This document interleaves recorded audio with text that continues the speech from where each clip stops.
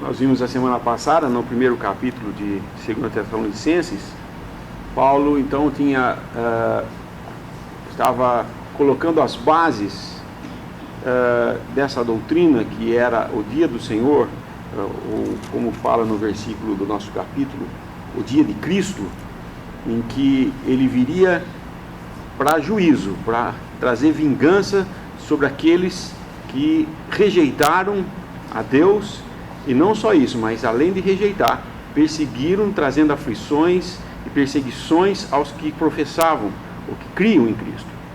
Estabelecido isso, agora ele entra no capítulo 2, falando daquilo que os tessalonicenses tinham muito bom conhecimento, que era o arrebatamento. Então eles falam: ora, irmãos, rogamo-vos pela vinda de nosso Senhor Jesus Cristo, pela nossa reunião com Ele. Isso é o arrebatamento. É o Senhor vindo para os seus, e então eles se reunindo com Cristo. E aí, baseado nisso, ele vai mostrar, por um fato que eles já conhecem, uma doutrina já bem estabelecida. E no versículo 15 ele fala: então, irmãos, estai firmes e retende as tradições que vos foram ensinadas, seja por palavra, seja por epístola nossa. Então, a própria palavra do apóstolo e suas epístolas já havia trazido a eles, não era novidade o arrebatamento. O problema é que existia alguns falsos mestres no meio, ensinando coisas por meio de epístola, de palavra, como se fossem apóstolos. O versículo 2: que não vos movais facilmente do vosso entendimento, nem vos perturbeis, quer por espírito, quer por palavra, quer por epístola, como de nós, como se o dia de Cristo estivesse já perto. Eles estavam ensinando que esse sofrimento que eles estavam tendo já era o juízo de Deus, já era o juízo de Deus. Então ele traz o arrebatamento falando: espera um pouco, se já é o juízo de Deus, onde está o arrebatamento? Alguma coisa está faltando aí. Então, fazendo isso, ele começa então a discorrer sobre o que é, por que virá o juízo de Deus, que é a partir do versículo 3. Ninguém de maneira alguma vos engane, porque não será assim, sem que antes venha a apostasia e se manifeste o homem do pecado, o filho da perdição. Ou seja, o dia de Cristo não ocorrerá antes que venha o filho da perdição. E isso ele só virá depois que a igreja é arrebatada. Então ele está mostrando para os tessalonicenses, para eles não ficarem preocupados, porque existia esse sentimento entre eles: puxa, então nós já estamos sofrendo o juízo. E não era.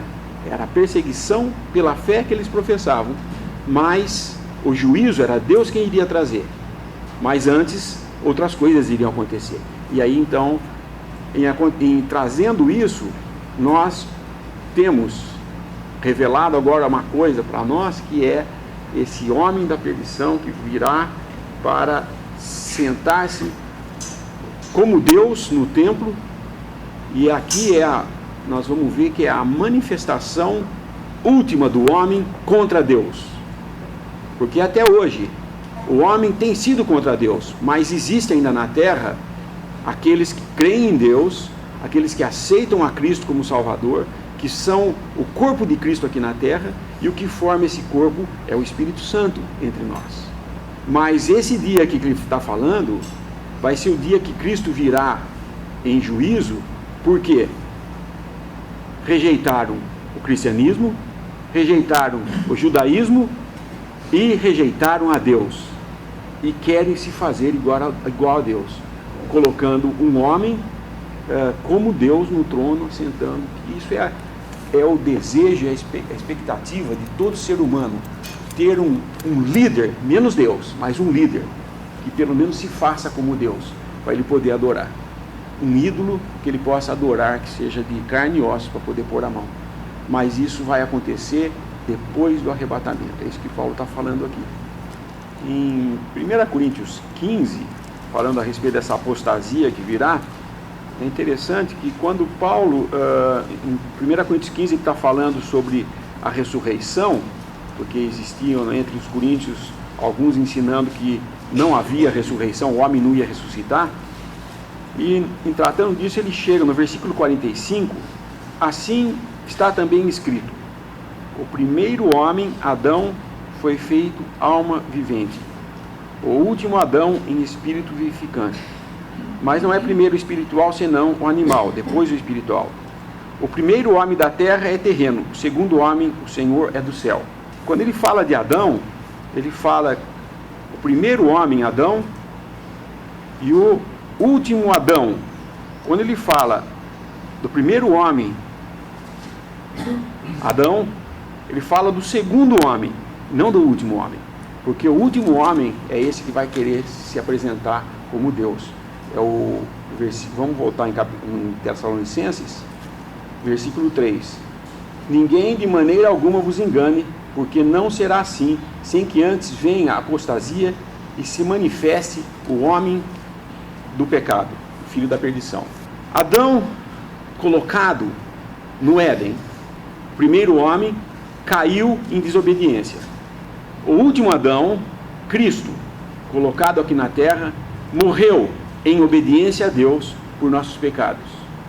E foi feito então, ressuscitado, foi glorificado e levado aos céus, e agora tem um homem nos céus, perfeito. Depois de vindo o segundo homem, a apostasia é o último homem que vem, o homem do pecado. Ele virá contra tudo o que é de Deus. Diz o versículo 4, o qual se opõe e se levanta contra tudo que se chama Deus ou se adora, de sorte que se assentará como Deus no templo de Deus, querendo parecer Deus. Ele vai contra tudo que é de Deus, porque ele quer ser Deus, que é o que o homem não entendeu, Adão não entendeu no Éden, porque Deus havia dito para não comer daquele fruto, e o que a Satanás engana a Adão é dizendo, ele sabe que o dia que você comer, você vai ser conhecedor do bem e do mal, você será como ele, conhecedor do bem e do mal. E realmente termina nisso.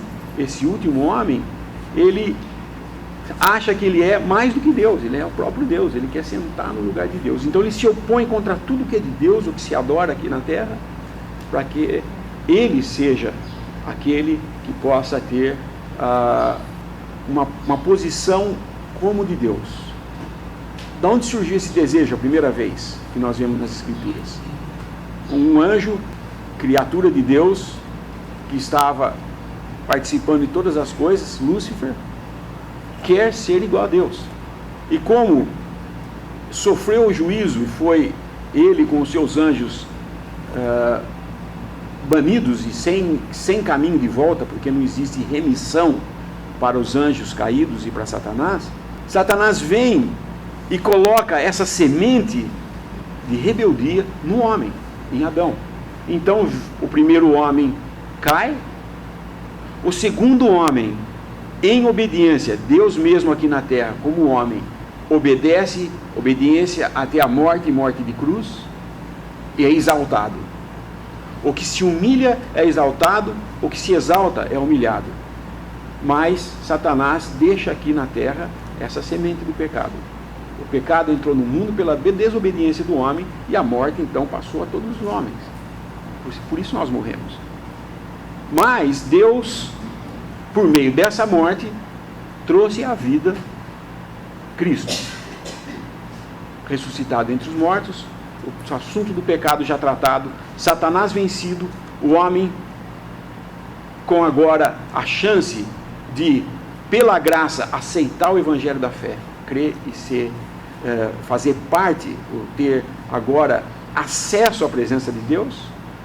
Mas ainda vem esse homem, o homem da perdição, o homem do pecado, filho da perdição, para querer se opor a Deus contra tudo e contra todos. E essas coisas ele já tinha ensinado para eles. Porém, versículo 6, e agora vós sabeis o que o detém, para que seu próprio tempo seja manifestado. Hoje, Satanás tem algo que o detém. Porque se não tivesse, o caos já estava colocado. A gente pensa que isso aqui que nós estamos hoje é caos. Não, não é. Porque ainda tem um que retém Satanás aqui na terra, que é o Espírito Santo habitando no crente, a igreja de Deus aqui na terra. Enquanto a igreja estiver aqui na terra, Satanás é limitado no que ele pode fazer. E o homem da perdição não se manifesta. Já age com a sua semente implantada no primeiro homem, mas ainda tem uma coisa que retém, que é o Espírito Santo. E é que Paulo está falando então. O arrebatamento, esse Espírito Santo vai sair daqui. E aí então, quando esse que o detém for tirado, aí sim, o mundo vai passar por um período que jamais passou e jamais passará, que é a grande tribulação. No versículo 2, o apóstolo alerta eles para não se perturbarem por espírito, quer por palavra, quer por epístola, como sendo de nós. Lá em 1 João, capítulo 4, estabelece um princípio muito importante. Versículo 1: Amados, não creiais a todo espírito, mas provai se os espíritos são de Deus. Porque já muitos falsos profetas se têm levantado no mundo. E aí ele vai dar as instruções para se conhecer qual é o Espírito de Deus. Isso aqui demonstra que tudo que vem com o selo espiritual, ou carregado de espiritualidade, né, tem um espírito por trás, que pode ser o Espírito Santo, pode ser o espírito do homem, ou pode ser um demônio, pode ser um espírito maligno. Então aqui, certamente, em 2 Tessalonicenses 2, eles estavam sendo perturbados por algum falso profeta que trazia essas ideias ou do seu próprio espírito humano, ou influenciado por um espírito maligno. Nós sabemos que o crente ele não pode ser possuído por um espírito maligno, mas ele pode ser influenciado, suas ideias influenciadas. Pedro foi influenciado pelo próprio Satanás, quando ele foi repreendido pelo Senhor, que o Senhor falou: arreda de mim, Satanás, porque cogitas as coisas do homem, não de Deus. E aqui era alguém que estava sendo usado pelo inimigo, ou de uma forma direta, podia ser um daqueles lobos que entram no rebanho e nunca foram salvos de verdade, podia ser um homem tentando atrair discípulos após si, mas de qualquer maneira tinha um espírito por trás disso, que não era o Espírito Santo, era um espírito do homem ou um espírito maligno. Por isso Paulo fala para não se perturbarem, quer por espírito, quer por palavra, quer por epístola. E essa perturbação, evidentemente, colocava os olhos dos discípulos no mundo, nos acontecimentos do mundo. Porque quando nós ficamos preocupados com o que está no jornal, com o que está acontecendo, com as guerras, com as lutas e tal, nós temos que tirar os olhos do Senhor nessa hora para olharmos para o mundo. É como a gente quando dirige, né? Nós temos 3 focos, ou 4 focos, melhor dizendo, de direção. Ou a gente está olhando lá na frente para a estrada, que é o lugar que a gente deveria olhar mesmo, né? Mas aí a gente não vê o que está imediatamente embaixo do carro. Ou a gente está olhando no retrovisor, aí nós tiramos os olhos da estrada, ou estamos olhando para os lados, tiramos os olhos da estrada, do nosso alvo, né? E assim é o cristão, quando nós tiramos os olhos de Cristo, da sua palavra, das Escrituras, nós estamos olhando para algum outro lugar. E esse lugar pode ser o mundo, seus acontecimentos, e aqui ele fala, para não se perturbarem. Porque eles estavam olhando para as coisas que estavam acontecendo para eles, as perseguições e tudo mais, e com essa motivação dada por esses que tinham um espírito que não era o Espírito Santo, estavam preocupados agora, estavam muito, muito atribulados. E é interessante que existe um processo para se chegar até esse homem, esse iníquo do versículo 8. Eu ontem estava traduzindo um artigo muito interessante de um irmão, que já está com o Senhor há muitas décadas, e ele apontava como é que é esse processo que o mundo vai passar até chegar no dia em que vão eleger um homem, e esse homem será então energizado ou com a eficácia, versículo 9, é esse cuja vinda é segundo a eficácia de Satanás, com todo poder, sinais e prodígios de mentira. Como é que se chega a isso? Qual o processo? Nós estamos passando agora por um processo eleitoral, né? Então a gente fica até com os ânimos meio exaltados sobre quem vai governar, quem não vai, quem deve ser, quem não deve ser. Mas quando a gente olha para as Escrituras, nós vemos que existe o modo de Deus e o modo dos homens. O modo de Deus foi quando ele colocou um homem, Adão, para governar sobre toda a criação. Só tinha Adão e ele governava sobre a criação, não sobre os homens, mas sobre a criação. Adão caiu, o pecado entrou no mundo. Deus então, em Noé, Deus estabelece o governo do homem sobre o homem, algo que não tinha tido até então.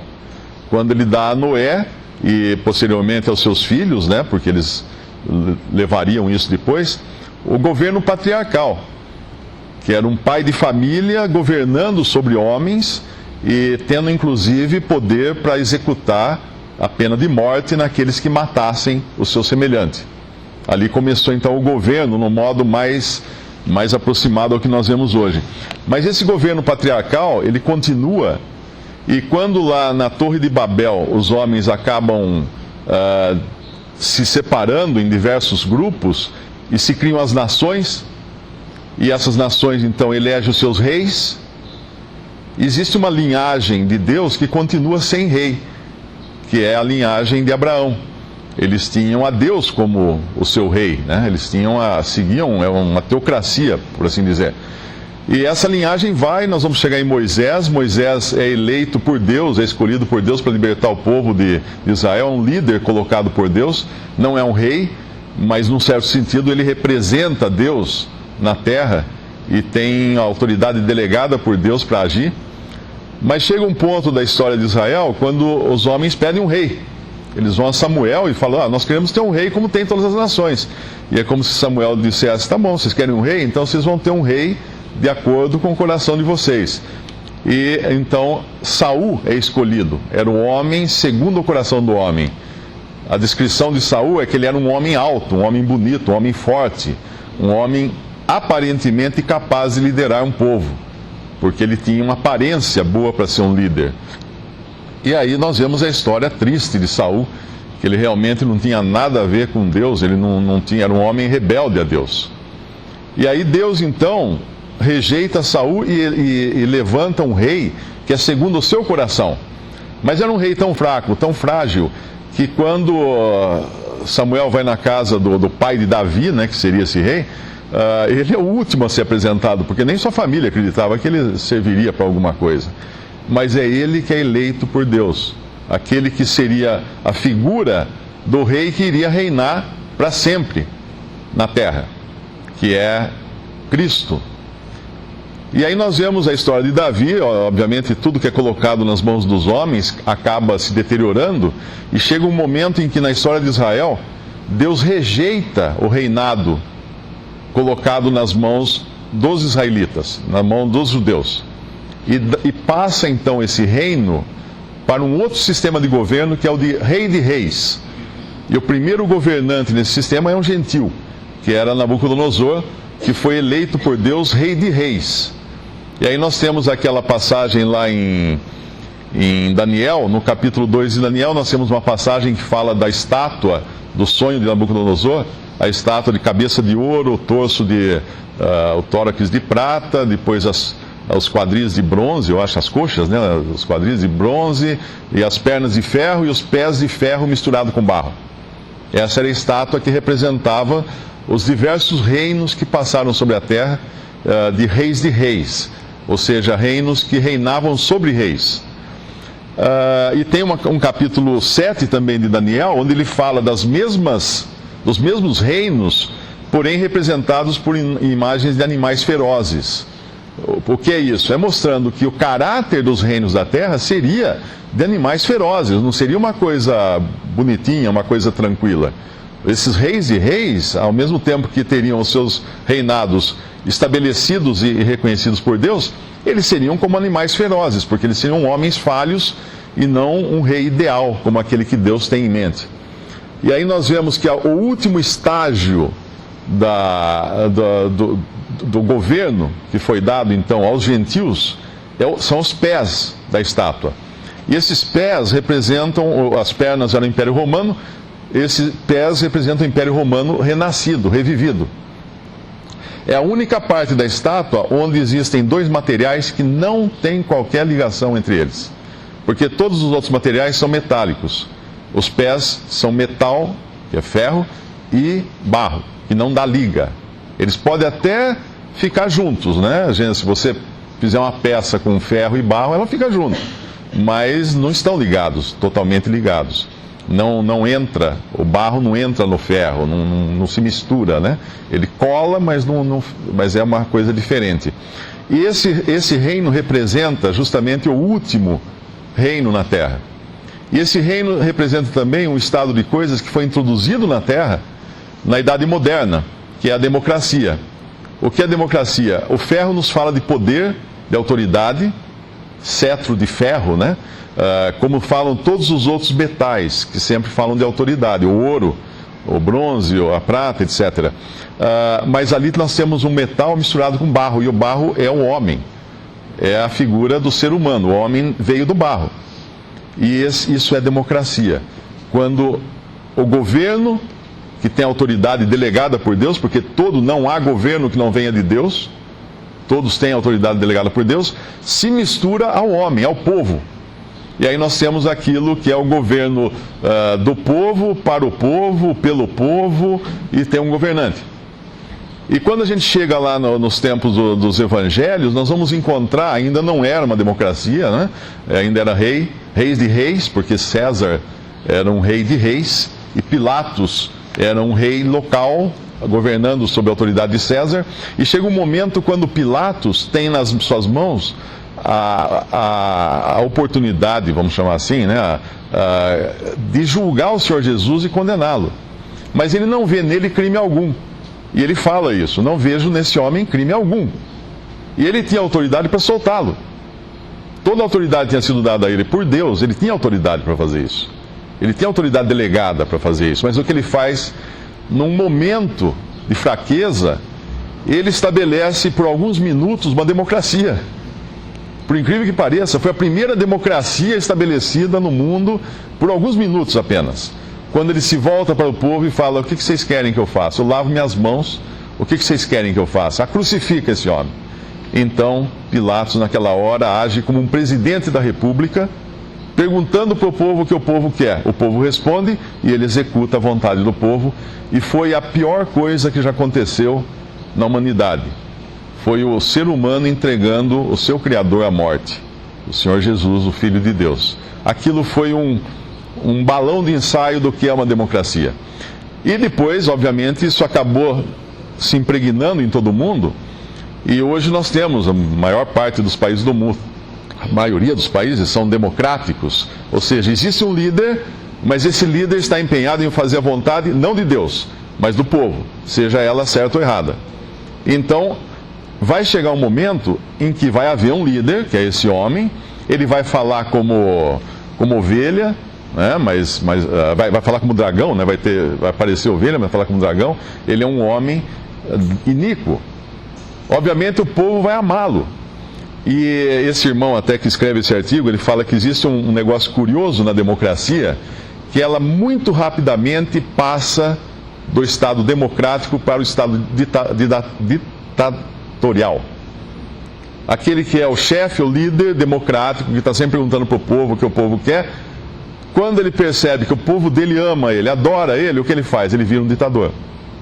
E aí ele faz a sua própria vontade, mesmo que o povo ache que aquela é a melhor vontade. E esse homem, ele será assim, ele será um homem que fará a sua própria vontade, e o povo o adorará como sendo um Deus, porque vai achar que a vontade dele é absoluta.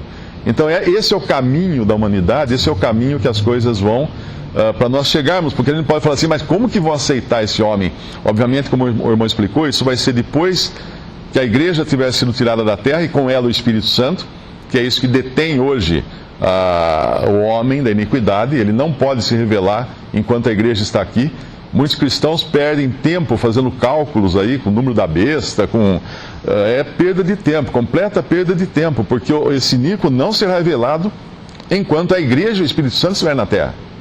Então, ficar olhando para essas coisas na terra é perder tempo. Agora, quando nós vamos para as Escrituras, nós entendemos o que vai acontecer. E nós entendemos que já está acontecendo, e nós entendemos que nós não vamos estar aqui quando isso acontecer. E aí nós podemos viver uma vida totalmente tranquila em relação a esses acontecimentos que serão futuros, né? Da grande tribulação, Mateus 24 e outras passagens, sabendo que enquanto nós estamos aqui, importa sim sofrermos, como fala 1 Pedro, né? Por um pouco de tempo, aflições, tribulações, etc. Mas é um outro caráter de tribulação. Era como a que eles estavam sofrendo aqui. Era um caráter de tribulação de nós passarmos por estarmos no lugar errado, no tempo errado, que é o cristão no mundo, num lugar que é o antro de Satanás hoje, né? O príncipe do mundo é Satanás. Então o homem, sim, chegará um momento quando a apostasia se manifestar totalmente, na sua totalidade, ele vai rejeitar completamente a Deus e eleger um homem no lugar de Deus. E tem uma passagem mais só para citar aqui nesse versículo, o versículo 7. Porque já o mistério da injustiça opera. Somente há um que agora resiste até que do meio seja tirado. O que quer dizer isso? Essa injustiça toda, essa apostasia toda, esse iníquo, esse poder de Satanás, ele já opera, mas na forma de mistério. Ou seja, de maneira velada, nas sombras, nos bastidores, não abertamente. É assim que ele opera hoje no mundo. Porque ele não tem ainda licença para agir.